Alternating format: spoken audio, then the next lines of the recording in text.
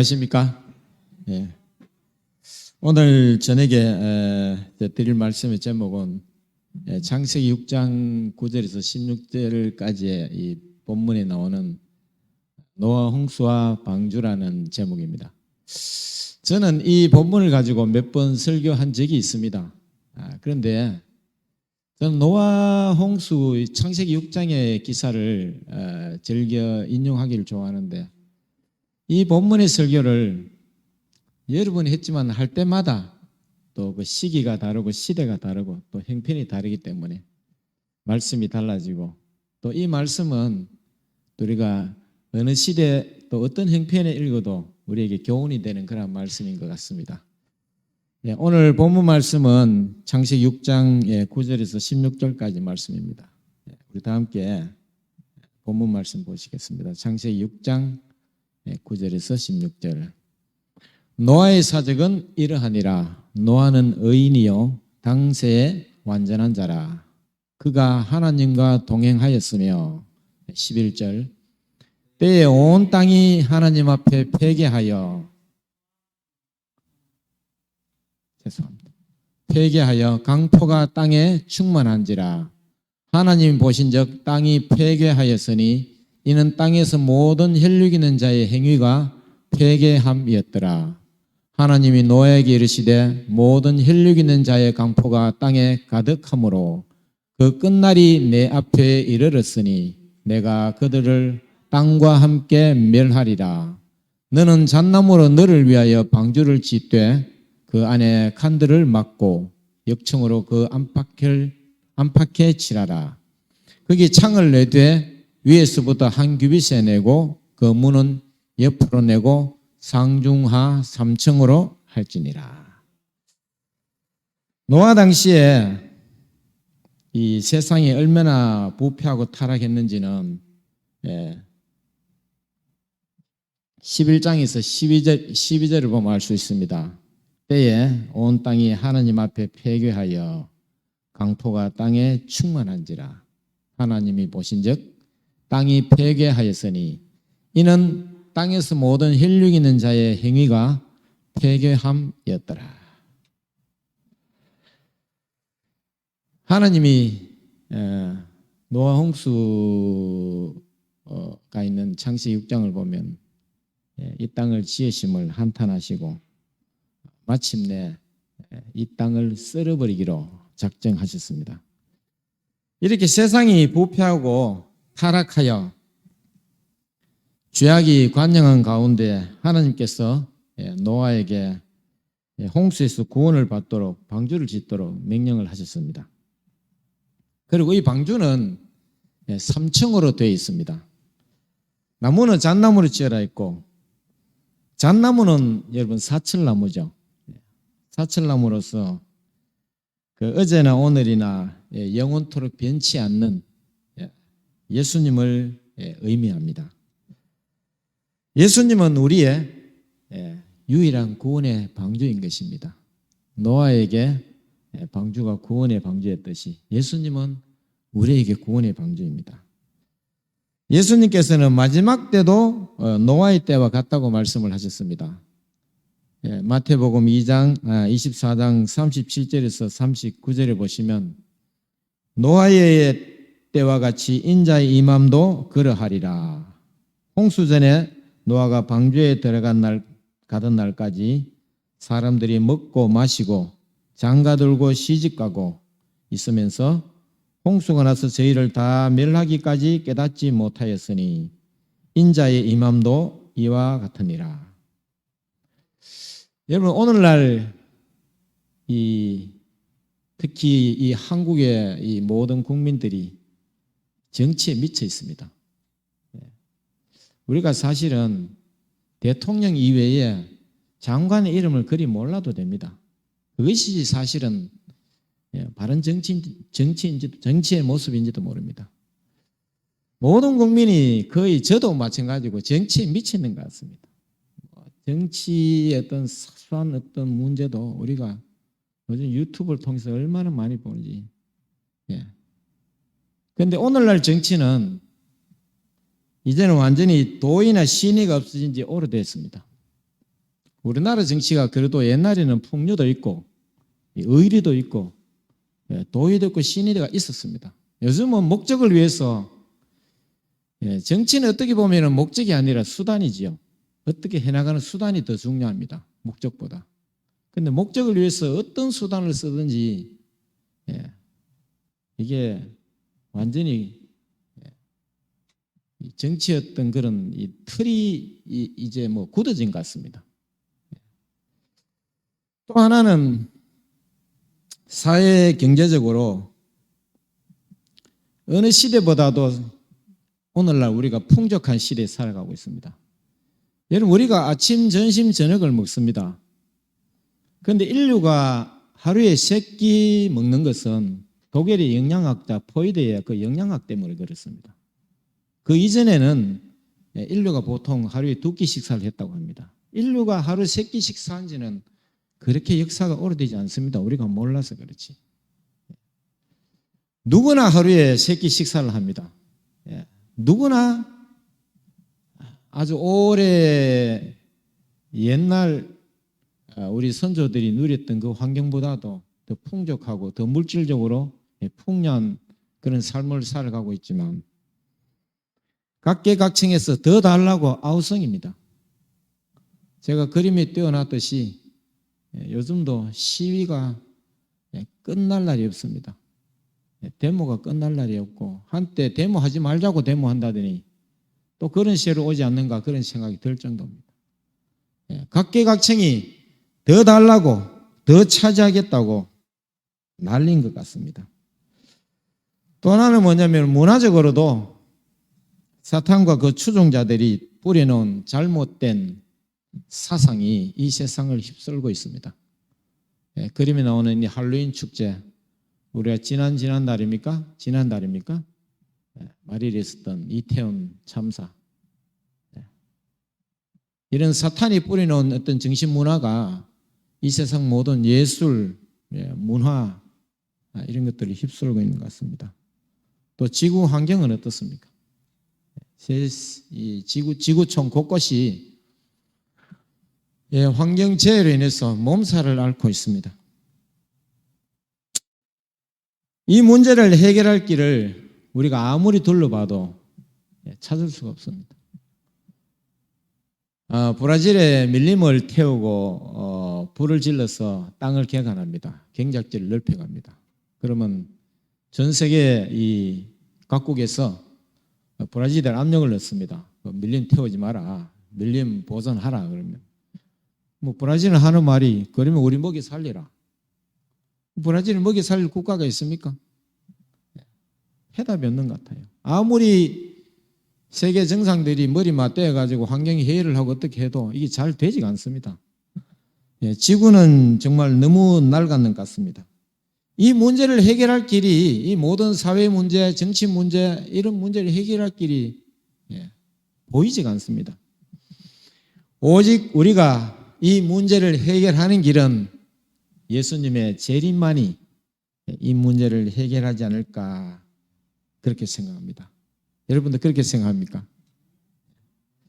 예수님은 유일한 구원의 길이고 이 모든 문제의 해결책일 것입니다. 제가 오늘 본문을 통해 여러분들에게 드리고 싶은 말씀은 노아의 이 방주 구조에 대한 이야기입니다. 하나님께서 이 노아의 방주를 통해서 노아의 식구들에게 또 그 당대의 사람들에게 말씀하는 어떤 웅변이 있었다면 오늘날 현대 우리들에게는 예수님께서 우리에게 웅변한 일이 없을까 이런 생각을 하면서 오늘 말씀을 준비해 봤습니다. 본문을 보면 방주는 1, 2, 3 상중하 3층으로 되어 있다고 했습니다. 그리고 1층과 2층에는 창문이 없고 마지막 3층 위에서 한 규빗 아래, 이 규빗은 45cm잖아요. 보통 팔꿈치 길이 손끝에서 그림에 보듯이 창이 조그만하게 3층에만 나 있습니다. 여러분 보통 배의 선실은 제일 아래층이죠. 침실은 아래층입니다. 왜 그러냐면 배가 로링을 하면 위는 로링을 하니까 위에 이 침실을 만들어 놓으면 너무 흔들려서 사람이 멀미나기 때문에 보통 이 객실, 아주 좋은 객실은, 잠자는 객실은 1층입니다. 그리고 당연히 노아가 지냈던 이 방주에 그들이 식구들이 거했던 곳은 아마 2층, 3층이 아니고 1층에 있을 것입니다. 그래서 1층에서 바라볼 때 노아는 밖을 내려도 볼 수가 없어요. 1층에 창문이 없으니까. 3층에 올라갈 수도 없고요. 그래서 이 의미가 과연 무엇일까? 그것에 초점을 맞춰서 오늘 말씀을 준비해 봤습니다. 첫 번째는 파도를 보지 말라는 것입니다. 하나님께서 노아에게 파도를 보지 말라는 것입니다. 여러분, 온 세상을 뒤덮는 홍수에서 구원받은 노아의 식구들이 홍수를 보지 못했다. 믿겨지십니까? 보지 못했습니다. 왜냐하면 1층과 2층에는 창문이 없었기 때문입니다.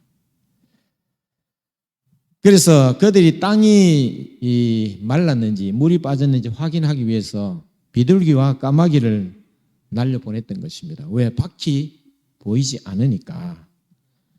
여러분, 노아가 바라볼 것은 3층 창문을 통해서 보이는 하늘이었습니다. 그러면 성경에는 광야가 여러 번 등장합니다. 광야는 무엇을 의미하느냐면 광야는 낮에는 하도 덥고 밤에는 살을 에려도 춥습니다. 광야는 옆을 바라보면 추위와 더위, 맹수밖에 없습니다. 광야에서 바라볼 것은 하늘밖에 없습니다. 노아가 바라볼 것은 3층 창문을 통한 하늘이었습니다. 노아의 식구들은 창문을 통해서 홍수를 보지 못했습니다.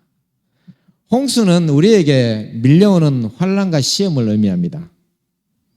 여러분, 높은 사다리로 올 때 우리가 뭐를 쳐다보지 말라고 합니까? 아래를 쳐다보지 말라고 합니다. 아래를 쳐다보면 무섭고 두렵고 그래서 떨어질 수가 있습니다. 마찬가지로 우리의 인생의 힘든 시험을 우리는 두렵게 보지 않아야 됩니다. 이 세상이 아무리 시끄럽고 혼란해도 우리는 그것을 쳐다볼 필요가 없습니다. 우리가 바라볼 것은 노아의 식구들이 하늘만 바라보았듯이 우리는 하늘의 하나님을 바라봐야 될 줄로 믿습니다. 베드로는 예수님이 물 위로 걸어오심을 보고 오라고 말씀만 하시면 물 위로 걸어가겠습니다 라고 말했습니다. 예수께서 오라고 했을 때 베드로는 물 위로 걸어갈 수가 있었습니다. 그런데 예수님을 바라보고 걸어갈 때는 문제가 없었는데 그가 예수님에게 초점을 맞추지 않고 다른 것을 바라봤을 때 그는 물에 빠지고 말았다는 것입니다. 그래서 방주의 3층에 창문을 내었던 것은 노아에게 홍수와 풍파를 바라보지 말고 전능하신 하나님을 바라보게 하시기 위해서 그랬던 것 같습니다. 오늘날 우리 성도들에게도 환난의 홍수, 시험의 파도가 몰려올 때 승리할 수 있는 한 가지 방법은 우리가 그 홍수와 파도를 바라보지 않고 하나님을 바라보는 것입니다. 또 노아라는 이름의 뜻은 평안, 위로라는 뜻이 있습니다. 여러분들도 현대를 사랑하는 노아가 되시기를 간절히 바랍니다. 우리 이름이 평안, 위로가 되시길 바랍니다. 그래서 우리도 세상의 시끄러운 혼란을 보지 말고 하나님을 바라보고 이 세상에 위로와 평안을 주는 저와 여러분이 되기를 간절히 바랍니다. 두 번째 창문을 그렇게 낸 의미는 하늘로 향한 창문을 통하여 하나님께 기도하라라는 말씀입니다. 시편 50편 15절에 보면 환난 날에 나를 부르라 내가 너를 건지리니 내가 나를 영화롭게 하리라 하셨습니다. 또 출애굽기 2장 23절에는 여러 해 후에 애굽 왕은 죽었고 이스라엘 자손은 고역으로 인하여 부르짖는 소리가 하나님께 상달한지라 라고 했습니다. 여러분, 고통이 올 때 하나님께 부르짖으면 그 기도가 하나님께 상달되는 것입니다. 여러분, 힘들 때 사람에게 불평하지 마시기 바랍니다. 사람들은 불평을 사람들에게 합니다. 사람들에게 불평하면 돌아오는 소리는 핀잔밖에 없습니다. 누구에게 불평해야 됩니까? 그 고충을 하나님께 털어놓으시길 바랍니다. 그 불평을 하나님께 털어놓고 하나님께 아뢰길 바랍니다. 사람에게 털어놓으면 핀잔만 듣습니다. 여러분, 1층에 방주의 1층은 육신의 눈이라면 1층에 있으니까 1층은 육신으로 바라볼 수 있잖아요. 2층은 우리가 올라갈 수가 없으니까, 노아의 식구들 올라갈 수 없으니까, 죄송합니다. 지식의 눈입니다. 생각에서 자기의 어떤 지식으로 2층을 바라보는 눈입니다. 3층은 영적인 믿음의 눈입니다. 1층은 바라볼 수가 없고 2층 지식의 눈을 우리가 바라보면 안 됩니다. 우리의 지식을 믿으면 되지 않습니다. 우리는 3층 영적인 믿음의 눈으로 하나님의 우리를 향한 호소를, 하나님을 향한 우리 호소를 드리시기를 간절히 바랍니다. 열왕기하 19장을 보면 유도왕 히스기야가 곤란을 당했습니다. 숙적 사네립의 그 아수리의 사네립 왕이 18만 5천을 이끌고 유다 땅을 쳐들어왔습니다. 예루살렘을 포위하고 온갖 욕설을 퍼붓고 사람을 보내서 항복문을 그들에게 전달하는데 랍사게입니까? 그 유대의 대신들이 유다말로 하지 말라고 합니다. 유다말로 하게 되면 백성들이 듣고 더 간담이 서늘하잖아요. 그런데도 그 랍사게가 일부러 유다말로 합니다. 더 공포심을 조장하기 위해서. 그럴 때 히스기야는 옷을 찢고 굵은 베옷을 입고 성전으로 올라갔습니다. 그래서 열왕기하 19장 15절에서 19절을 보시면은 그룹들 위에 계신 이스라엘 하나님 여호와여, 주는 천하 만국의 홀로 하나님이시라. 주께서 천지를 창조하셨나이다. 여호와여, 귀를 기울여 들으소서. 여호와여, 눈을 떠서 보시옵소서. 사네립이 사신 하나님을 회방하러 보낸 말을 들어옵소서. 우리 하나님 여호와여, 원컨대 우리를 그 손에서 구원하옵소서. 그리하시면 천하 만국이 주 여호와는 홀로 하나님이신 줄 알리이다 라고 기도했습니다. 그러자 밤에 여호와의 사자가 18만 5천 아수르 군대를 몽땅 송장으로 만들어버렸습니다. 여러분, 히스기야는 홍수와 파도를 보지 않고 3층 꼭대기에 있는 기도의 창문을 통하여 하나님께 부르짖었던 것입니다. 사람에게 불평하지 않았습니다. 대신들에게 무슨 전략회의를 하자고도 하지 않았습니다. 하나님을 모여가던 아수르 왕은 이 전쟁에 패하고 기국에서 니느웨에 그의 신 니스록의 묘를 경배하다가 칼에 맞아 죽게 됩니다. 여러분, 위기는 기도할 때라는 것입니다. 기도하면 기적이 일어납니다.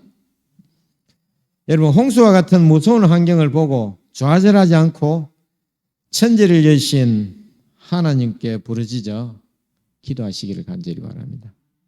우리 인생의 문제가 생기는 것은 하나님께서 우리에게 기도의 제목을 주시는 것입니다.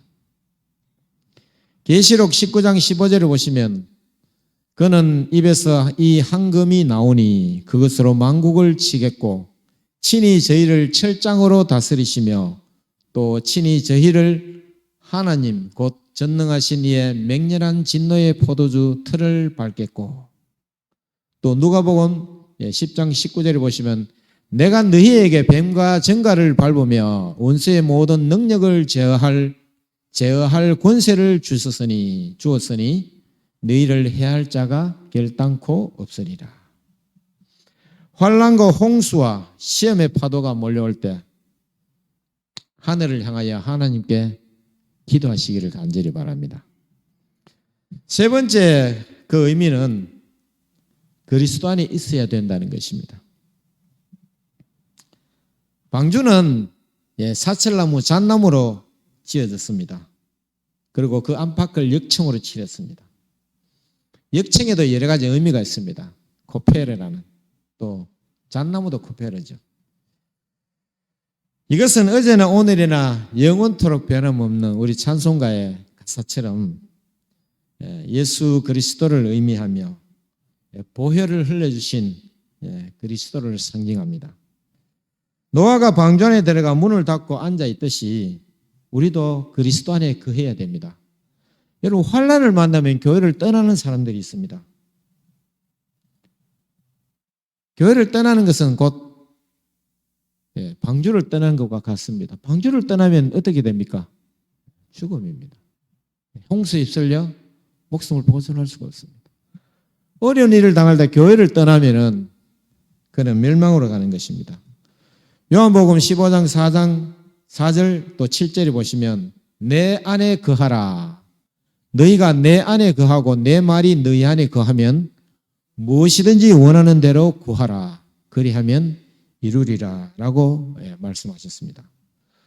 또 고린도전서 10장 13절에 보시면 사람이 감당할 시험 밖에는 너희가 당한 것이 없나니 오직 하나님은 미쁘사 너희가 감당치 못할 시험 당함을 허락지 아니하시고 시험 당할 즈음에 피할 길을 내사 너희로 능히 감당하게 하시느니라 라고 말씀했습니다.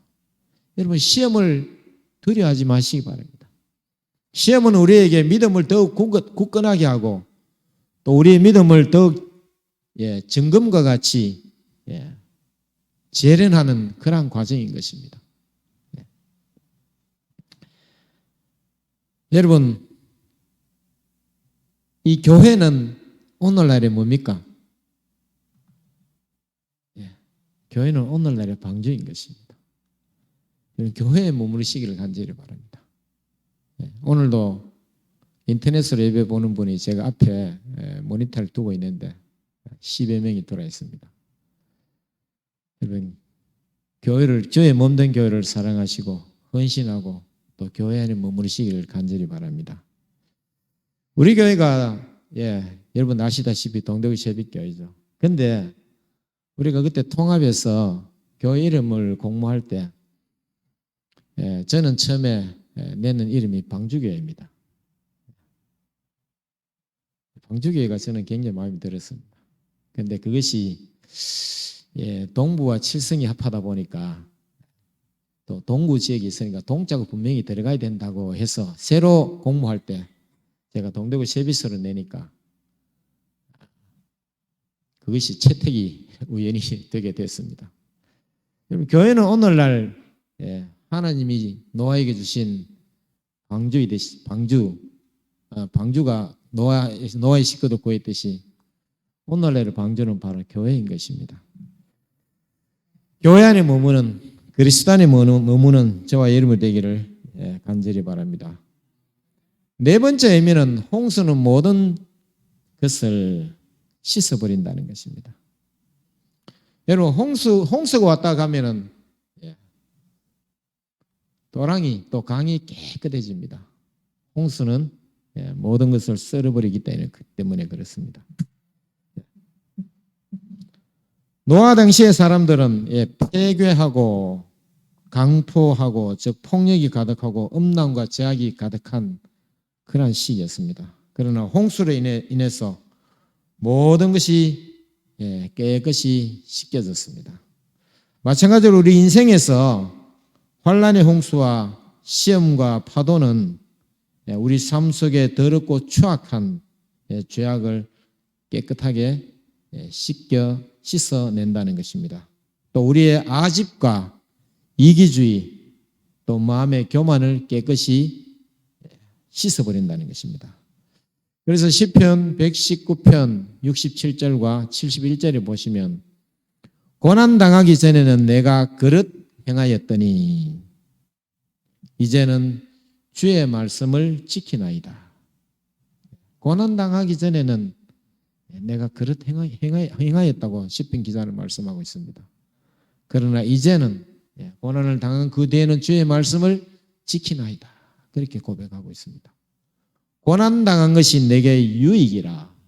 여러분, 고난을 두려워하지 마시기 바랍니다. 이로 인하여 내가 주의 율례를 배우게 되었나이다. 마지막으로 노아의 방주를 통해 배울 교훈을 우리가 다시 한번 되짚어보고 오늘 시간을 마칠까 합니다. 첫 번째는 파도, 시험과 환난을 보지 마시기를 간절히 바랍니다. 두 번째로는 하늘로 향한 창문을 통하여 여러분 하나님께 기도하시기를 간절히 바랍니다. 육신의 눈, 지식의 눈을 넘어서 우리의 영적인 눈으로 하나님께 기도하시기를 간절히 바랍니다. 그리고 방주, 그리스도 안에 또 교회 안에 머무는 저와 여러분이 되기를 간절히 바랍니다. 마지막으로 홍수는 세상의 죄악을 말갛게 씻어버리듯이 우리의 죄악을 말갛게 씻어버릴 것입니다. 노아 때 홍수가 나고 방주로 인하여 노아의 식구들이 구원을 받은 것처럼 환난의 홍수와 시험의 파도가 우리를 위협하고 있는 이 시대에도 구원의 방주, 예수님을 통하여 구원의 역사가 일어나기를 간절히 바라면서 말씀 마치겠습니다. 감사합니다.